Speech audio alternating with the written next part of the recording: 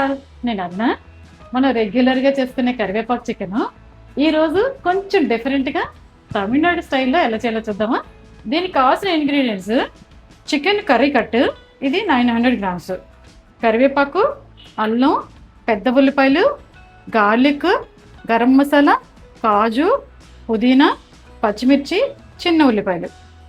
దీనికి first pan పెట్టుకొని 1 tea spoon coconut oil వాడుతాను.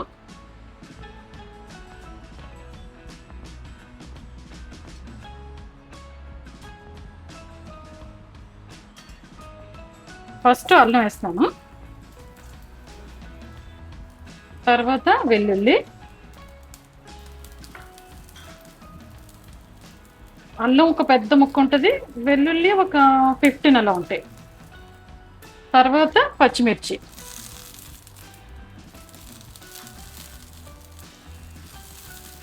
దీనిలో అసలు కారం వాడము, స్పైస్ అంతా పచ్చిమిర్చి నుంచే వస్తుంది. కొంచెం వేగిన తర్వాత చిన్న ఉల్లిపాయలు. ఈ రెసిపీకి చిన్న ఉల్లిపాయలు అయితే చాలా టేస్ట్ ఉంటుంది. తమిళనాడు వంటలో చాలాసార్లు చిన్న ఉల్లిపాయలు చూస్తుంటాం. వాళ్ళకి ఏంటంటే ఫ్లేవర్ చాలా ఇష్టం అనుకుంటాను. ఉల్లిపాయలు కొంచెం వేగాయి కదా, ఇప్పుడు కాజు. చిన్న ఉల్లిపాయలు ఒక కప్పు ఉంటాయి, కాజు ఒక 15 అలా ఉన్నాయి. ఇప్పుడు కరివేపాకు వేస్తాను. కరివేపాకు బాగా కడిగేసి ఆరబెట్టి ఉంచాను. వాటర్ లేకుండా చూసుకోండి మెయిన్. ఇది ఒక 3 కప్పులు ఉంటుంది కరివేపాకు.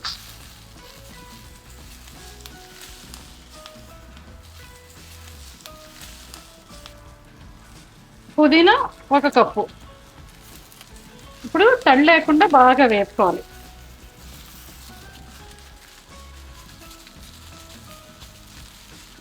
ఇది వేగుతుంటే ఇల్లంతా కరివేపాకు మంచి సువాసన గుమగుమలాడుతుంది. కరివేపాకు ఇవన్నీ బాగా వేగాయి కదా, ఇప్పుడు స్టవ్ ఆఫ్ చేసుకుందాం. ఇప్పుడు ఇది బాగా చల్లారిన తర్వాత మిక్సీలో వేసుకొని మరీ ఫైన్గా కాకుండా కొంచెం కచ్చపచ్చగా పేస్ట్ చేసుకోవాలన్నమాట. కరివేపాకు చల్లారుతుంది, ఈలోగా చికెన్ ఫ్రై చేయడం స్టార్ట్ చేద్దాం. దీనికి నేను కోకోనట్ ఆయిల్ 2 టీ స్పూన్స్ వాడుతున్నా.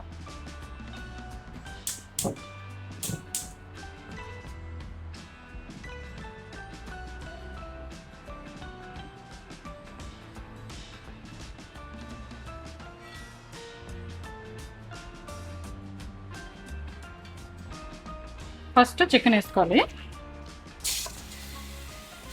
చికెన్లో పసుపు ఉప్పు కలిపి మ్యారినేట్ చేసి ఉంచాను.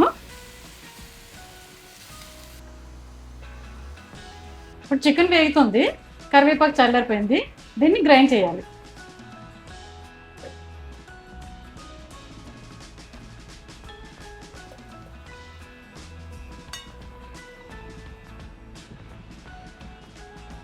చికెన్ ఆల్మోస్ట్ ఫ్రై అయిపోయింది, దీనిలో ఉన్న వాటర్ అంతా ఇంకిపోయింది. ఇప్పుడు కరివేపాకు పేస్ట్ వేయాలి.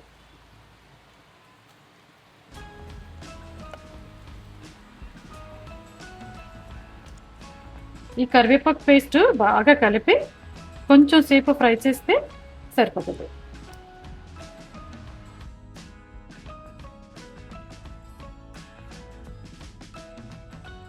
కరివేపాకు పేస్ట్ వేసిన తర్వాత కొంచెం వేగింది, ఇప్పుడు 1 కప్పు వాటర్ వేయాలి. హాట్ వాటర్ వేస్తున్నాను.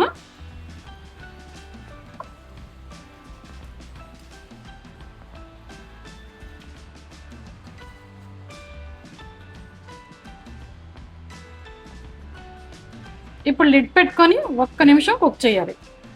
మనం మామూలుగా కరివేపాకు సీజనింగ్లో వాడతాం కదా, సీజనింగ్లో వాడినప్పుడు ఏం చేస్తారు, కరివేపాకుని నైస్గా తీసి పక్కన పెట్టేస్తారు.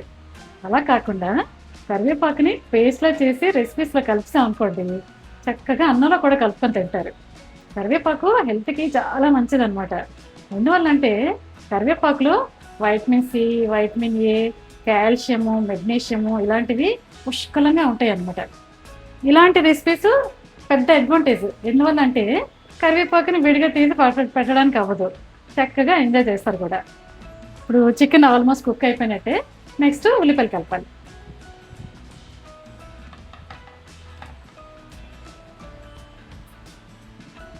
ఉల్లిపాయలు పెద్ద ముక్కలు అయితే కూరలో కలిసిపోకుండా పంట కిందకి తగులుతాయి అన్నమాట. టేస్ట్ చాలా బాగుంటుంది అలాగే.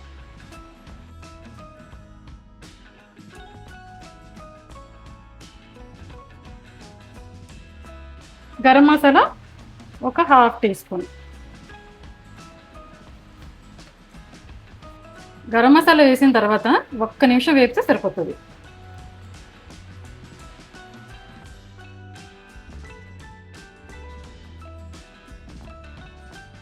చికెన్ కర్రీ రెడీ అయిపోయింది. బౌల్లో వేస్తాను.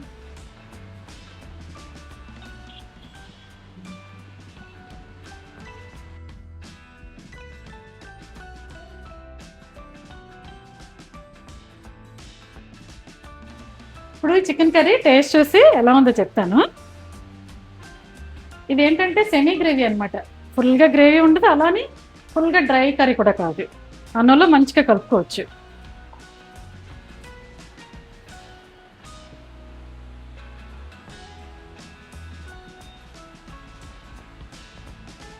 సూపర్ టేస్టీగా ఉంది. మంచిగా కరివేపాకు ఫ్లేవరు, తర్వాత క్రంచీగా ఆనియన్స్, మనం మంచిగా వెల్లుల్లి, తర్వాత చిన్న ఉల్లిపాయలు వేసాం కదా, అవన్నీ కలిపి సూపర్ కాంబినేషను, సూపర్ ఫ్లేవర్ఫుల్గా, సూపర్ టేస్టీగా ఉంది. తక్కువ ఆయిల్ వేసాం కాబట్టి మంచి రెసిపీ అనుకోవచ్చు. ఈ టోటల్ రెసిపీలో క్యాలరీస్ 1500, ప్రోటీన్ అయితే 156 గ్రామ్స్ వరకు ఉంది. తర్వాత 40% వరకు క్యాలరీస్ అయితే ప్రోటీన్ నుంచి వస్తున్నాయి అనమాట. దానివల్ల ఒక మంచి రెసిపీ అని చెప్పొచ్చు. మీ క్యాలరీ రిక్వైర్మెంట్ బట్టి సర్వింగ్ సైజు డిసైడ్ చేసుకోండి. మీకు కూడా ఇలాంటి హెల్తీ రెసిపీస్ ఇంట్రెస్ట్ ఉంటే నా ఛానల్ సబ్స్క్రైబ్ చేయండి, నా వీడియోకి లైక్ పెట్టండి, ఒక కామెంట్ చేయండి, షేర్ చేయండి. బాయ్.